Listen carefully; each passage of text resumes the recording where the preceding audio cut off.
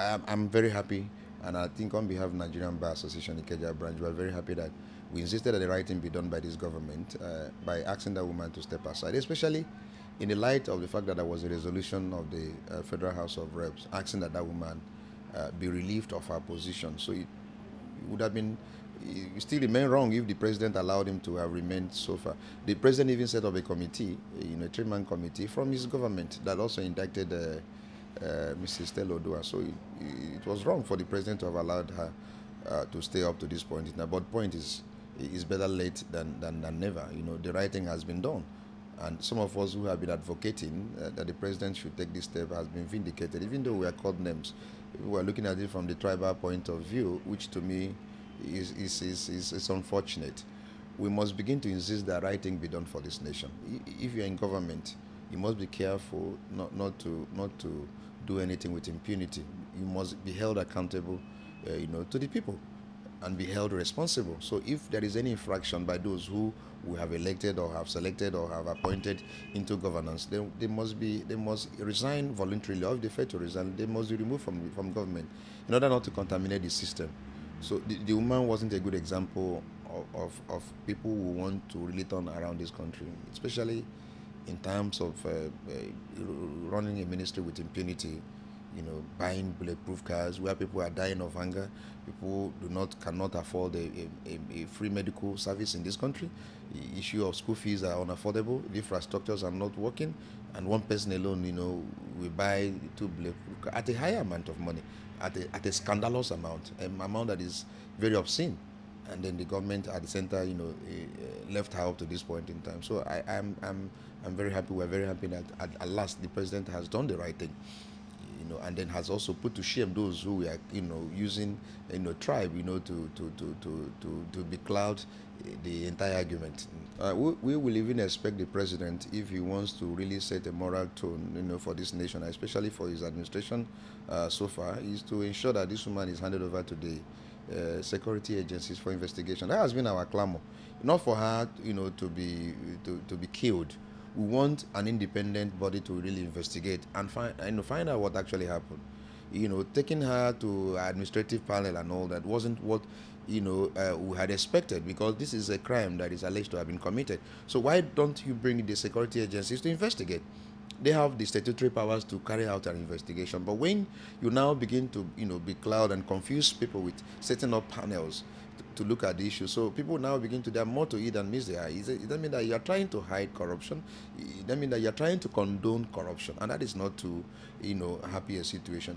So I think the president should, go a step further by inviting EFCC into this matter to really carry out an investigation to know what actually happened.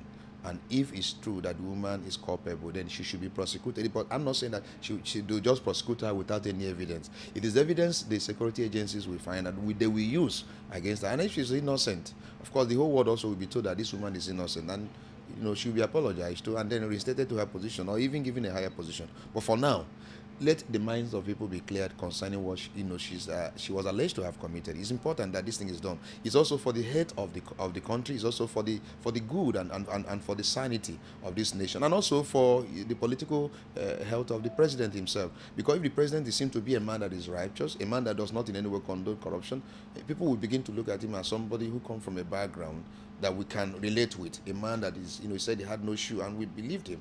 So that particular candor, that particular manner with which we held him, we want to continue holding him, that is a man that is a grassroots person who understands our feeling, who understands our aspiration, who identifies with us, who cannot in any way corrupt, encourage corruption. That is what we expect him to continue to do. So, but if he does contrary, we regard him as one of those who have remained our oppressors. There is a woman they call Mrs. Deziani. There has been clamor also with her activities in NNPC. Of course, we are aware that the NNPC is alleged to have squandered $20 billion, and this is from somebody in government. I mean, Sanusi has alleged that, and that has not been refuted. In fact, in their refutal, what they were trying to tell us that they now spent it on vandalization, on pipeline, on kerosene subsidy, and then, gave figures without appropriation. We know that there is a law in this country that no government agency should spend money without the National Assembly appropriating it. So can you do that? Who gave you the authority? They just assign figures to this in order to be cloud and then confuse Nigeria, but we're not confused. And this ministry is being held, this particular agency is being headed by a woman. There have been several allegations against her, and up to now, nothing has been done concerning that woman. I think the government also must look into the affairs of the Ministry of Petroleum. We must also insist that the coordinating minister, some of her actions it's not too clear to some of us, who so much believed in her. I was one of those advocating that the woman should be brought, that she's a professional. But all along, what I see is politics with her in this administration. Look at this woman submitting a budget for 2014 without attachment of the details, especially of those agencies, that we know spend so much. Now, NNPC, Central Bank of Nigeria, other few agencies, we spend more than the government of Nigeria with the attachment that they just now, in a subtle manner now, submitted. Because of what happened in the House of Reps, where somebody raised the objection that they cannot go and consider this budget this year without having a proper attachment and details of all the government agencies that are supposed to spend money for 2014. They now, in a manner, that shows that they were not even in the first place ready to do that, brought it in. And then that was why the debate continued yesterday, because that particular compliance has been done. So it is important. So why would the woman do it? And this is a woman that is coming from an international organization. This is a woman that has headed the World Bank, doing things in a manner that shows that there is some level of laxity. So we must also look at her, because she's a coordinating minister, and she's even the most second powerful person in the government of this administration. So why is she not, coordinating the ministry very well? We even hear that some state government go to Abuja in some months and they are not given any allocation. There is no proper explanation, and some monies are not entered into federation account. So many laxities. Even this money that is missing in NPC, her account is very contradictory. Her account as the coordinating minister is very contradictory. Even when the subsidy also issue, came up in 2012. She also, was defending, this issue and saying that they want to build refineries. How many refineries have been built since that time? And now, and they were telling us that we are all lying. We said that what they were subsidizing was corruption, and they said we're all lying. But have we not been vindicated with the many people that were arrested, and even with the prosecution now being stalled, intentionally by the government in power? Does that not in any way vindicate what we've been saying, that is corruption that has always been subsidized and not subsidy and not the oil sector? So the woman is also not, really giving a good account of herself. I'm not too pleased with that, and I'm not here playing sentiment. Oh, because she's an Igbo, I'm Igbo, so I will not. No, there are some ministers that are also working. The Minister of Agriculture, I don't know, there are some visible things being done by that ministry, very commendable. Even this woman, Stella Oduah, that was removed. There are some visible things she has done. I must acknowledge. I've been in Nigeria. I've been flying. But I've seen some visible things being done at the airports now.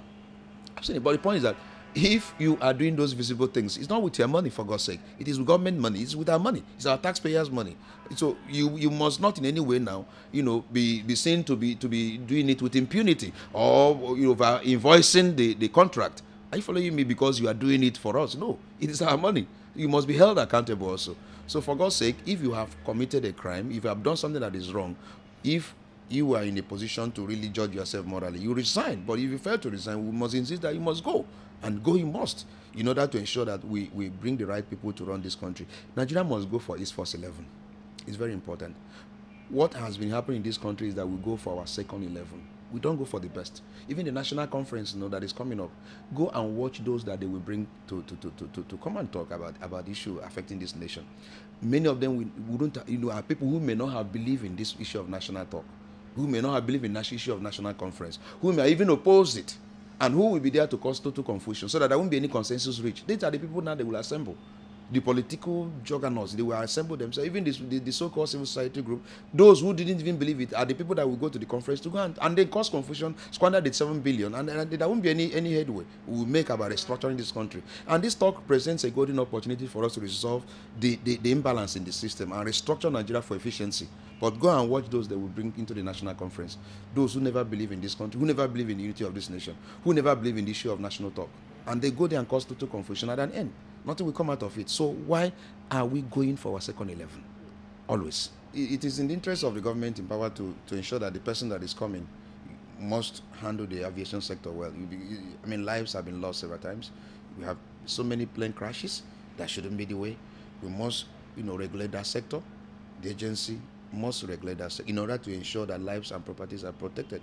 The aviation sector is a very sensitive sector.